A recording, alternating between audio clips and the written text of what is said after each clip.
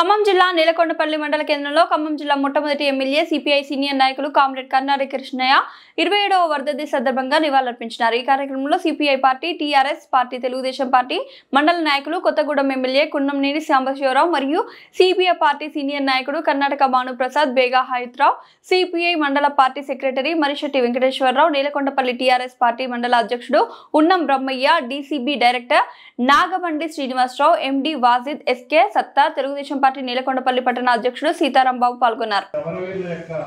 పోరాట స్ఫూర్తిని భవిష్యత్ తరాలకి అందిద్దాం, ఆ లక్ష్య సాధన కోసం మనందరం పనిచేద్దామని తెలియజేస్తూ ఆనాడు భూమి కోసం, భక్తి కోసం జరిగినటువంటి మహత్తరమైనటువంటి తెలంగాణ సాయుధ రైతాంగ పోరాటంలో ఈ ప్రాంతంలో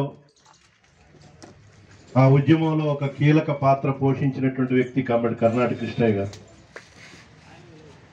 అనేక నిర్బంధాలను ఎదుర్కొని జైలు జీవితం కూడా గడిపి ఆ పోరాటంలో ఒక కమాండర్గా ఈ ప్రాంతంలో ఆ ఉద్యమానికి ఊపిరులూదినటువంటి ఒక ప్రధానమైనటువంటి నాయకుడు।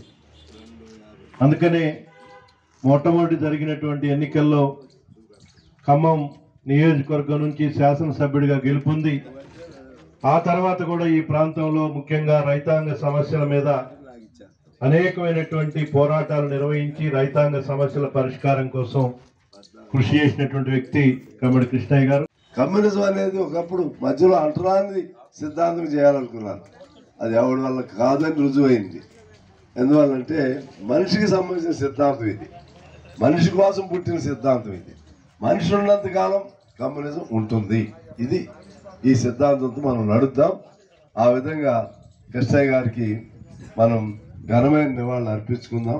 నా బాధ ఏంటంటే వాడు ఉన్నాడు కాబట్టి ఘనంగా జరుగుతుంది।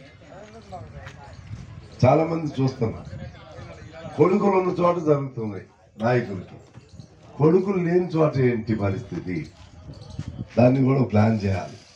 కొంతమంది రాష్ట్ర స్థాయిలో జరిగే, ఇప్పుడు నేను రాష్ట్ర స్థాయిలో జరిపిస్తున్నాం, మొత్తం క్యాలెండర్ చేసాం।